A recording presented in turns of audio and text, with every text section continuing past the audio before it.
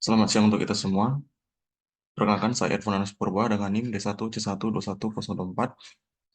Baik, di sini saya akan mempresentasikan hasil laporan akhir mata kuliah rekognisi, yaitu Statistika Industri. Dengan judul laporan, ukuran pemusatan data dan ukuran penyebaran data, dengan dosen pengampu yaitu Ibu Ernisa STP MSI. Yang pertama itu latar belakang. Pada dasarnya, aplikasi ilmu statistika dapat dibagi menjadi dua bagian, yaitu statistika deskriptif dan statistika induktif. Statistika deskriptif berusaha menjelaskan atau menggambarkan berbagai karakteristik data, seperti berapa rata-ratanya atau mean, seberapa jauh rata-rata bervariasi, dan sebagainya. Statistika juga banyak diterapkan dalam berbagai disiplin ilmu, baik ilmu-ilmu alam, astronomi, dan biologi, maupun ilmu-ilmu sosial, misalnya sosiologi dan psikologi, dan di bidang bisnis, misalnya industri dan ekonomi. Statistika juga dipergunakan dalam pemerintahan untuk berbagai macam tujuan. Sensus penduduk merupakan salah satu prosedur yang paling dikenal. Selanjutnya itu ada tujuan laporan. Yang pertama itu untuk mengetahui pengertian ukuran pemusatan data serta cara penyelesaian soal. Yang kedua itu untuk mengetahui penyebaran data serta cara penyelesaian soal. Selanjutnya itu tinjauan pustaka. Statistika merupakan salah satu cabang keilmuan yang mempelajari bagaimana cara mengumpulkan, mengelola, menampilkan, serta menyimpulkan data untuk keperluan dalam pengambilan suatu keputusan. Manfaatan statistika untuk mendukung dalam pengambilan keputusan diterapkan dalam berbagai bidang keilmuan lainnya, seperti dalam bidang industri, ekonomi, sosial, kesehatan, dan sebagainya. Data yang telah diolah sampai mendapatkan suatu kesimpulan dapat digunakan sebagai salah satu bukti ilmiah yang dapat dipertanggungjawabkan kebenarannya. Selanjutnya itu masuk ke pembahasan. Yang pertama itu ukuran pemusatan adalah statistik ringkasan yang mewakili titik tengah atau nilai tipikal untuk kumpulan data yang berbeda.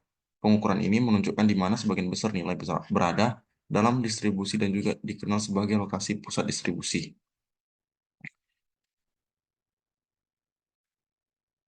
Selanjutnya itu yang A, mean atau rata-rata. Rata-rata atau mean atau average adalah nilai hasil dari pembagian sekelompok data yang dibagi dengan jumlah data tersebut. Rata-rata atau mean dapat dihitung. Yang pertama itu dengan cara rata-rata hitung atau aritmetik. Rata-rata ini hanya bisa dihitung untuk data dengan skala pengukuran minimal interval. Jika ada n data, jika ada n data, maka akan maka rata-rata hitung didefinisikan sebagai berikut, yaitu dengan rumus x sama dengan x1 tambah x2 tambah x3 dan sampai seterusnya per n. Langsung saja kita ke contoh soal. Nilai rata-rata dari 25, 23, 26, dan 30 dapat kita tulis X1 itu 25, X2 itu 23, X3 itu 26, dan X4 itu adalah 30. 30. Sehingga langsung saja kita masukkan kepada rumus X sama dengan 25 tambah 23 tambah 26 tambah 30 per 4. Hasil jumlahnya yaitu 104 bagi 4 sama dengan 26. Selanjutnya itu dengan rata-rata ukur atau geometris. Jika perbedaan setiap dua data yang berurutan adalah konstan atau tetap ataupun hampir konstan atau hampir konstan, lebih baik menggunakan main terukur daripada main terhitung. Rumus yang digunakan yaitu U sama dengan akar N X1 kali X2 kali X3 sampai seterusnya. Contoh soal, diketahui data sebagai berikut. X1 itu 3, X2 itu 9, dan X3 itu 27. Berapakah rata-rata dari data tersebut? Langsung saja kita masukkan ke rumus. Akar 3, akar pangkat 3, 3 kali 9 kali 27 sama dengan 9. Selanjutnya itu ada modus. Modus merupakan nilai yang sering muncul yang ada pada data pengamatan. Data bisa tidak mempunyai modus dan sebaliknya. Bisa juga data memiliki beberapa modus. Untuk data yang memiliki satu modus disebut unimodal, sedangkan data yang memiliki dua modus disebut unimodal, dan data yang tidak memiliki modus disebut non-modal. Yang pertama itu modus untuk data yang tidak dikelompokkan atau modus crowd, sama dengan nilai yang paling sering muncul. Contohnya yaitu 1, 3, 4, 4, 5, 5, 5, 6, 6, 7, dengan modusnya itu sama dengan 5. Dikarenakan, kenapa dibilang 5? Dikarenakan eh, angka yang nilai yang paling sering muncul yaitu 5. Selanjutnya itu median. Median adalah nilai tengah dari kelompok data yang disusun dari nilai terkecil hingga nilai terbesar. Rumus median untuk data yang dikelompokkan jika data observasi N atau ganjil, maka median adalah nilai observasi dengan rumus yaitu N tambah 1/2 dari urutan observasi terkecil ke terbesar. Langsung saja ke contoh soal. Terdapat data angka acak 5, 4, 5, 6, 7, 1, 5, 3, 4, 6, dan 9. Tentukan mediannya. Langsung saja ke penyelesaian. Urutkan dulu dari yang terkecil, yaitu 1, 3, 4, 4, 5, 5, 5, 6, 6, 7, dan 9. Langsung saja kita masukkan ke rumus. Median sama dengan N tambah 1/2 sama dengan 11, tambah 1/2 sama dengan 6.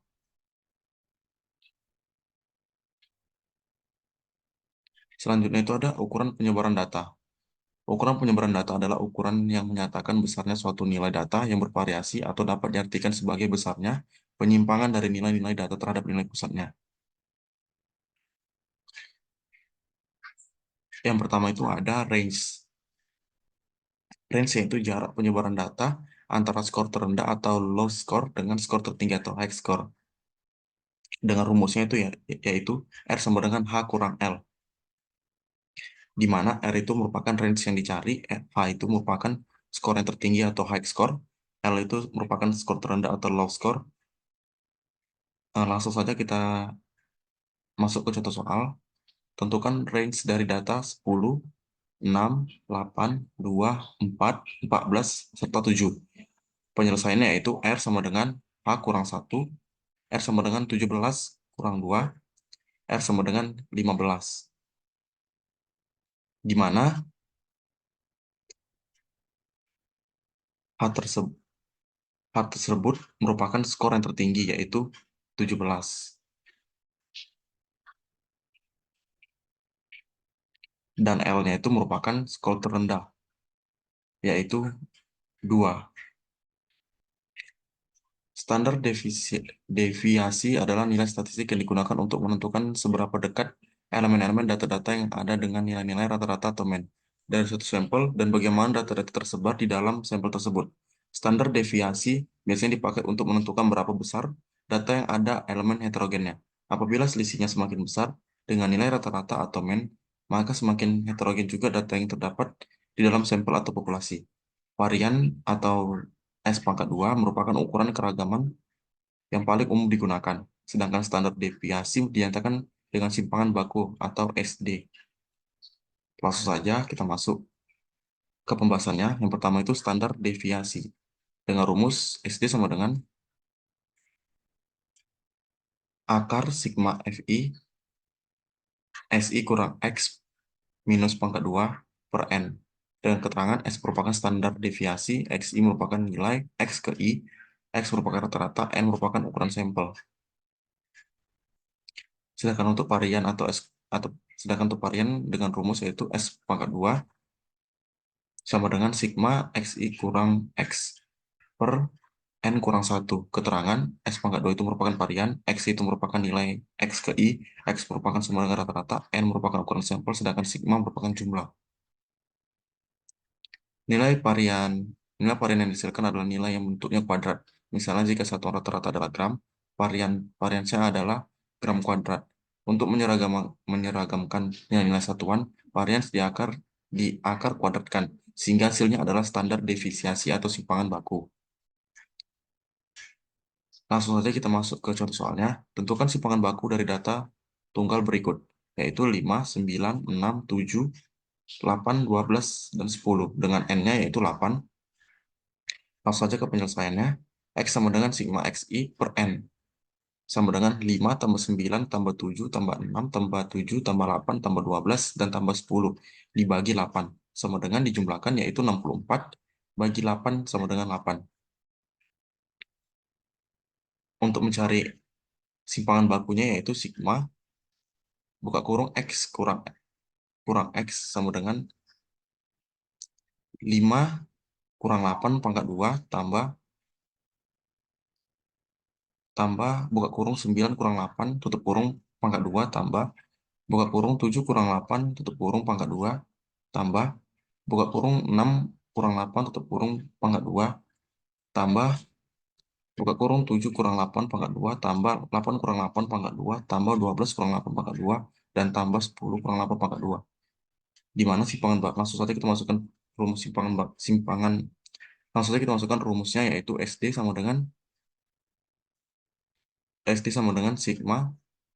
dengan akar sigma FI buka kurung XI kurang X pangkat min 2 tutup kurung per N sama dengan akar 36 per 8 per 8. SD SD sama dengan akar pangkat 36 per 8 sama dengan 18 per 8. Di mana hasil kecilnya yaitu 3 per 2 akar 2. Kesimpulannya, statistika industri sangat dibutuhkan dalam bidang industri karena beberapa penyebab seperti perubahan perilaku konsumen, terbatasnya sumber alam, teknologi yang terus berkembang, dan limbah. Metode statistik dapat membantu dalam mengontrol produk agar produk memiliki kualitas yang diinginkan dengan biaya yang minimum. Demikianlah presentasi saya. Kurang dan lebihnya saya mohon maaf. Terima kasih.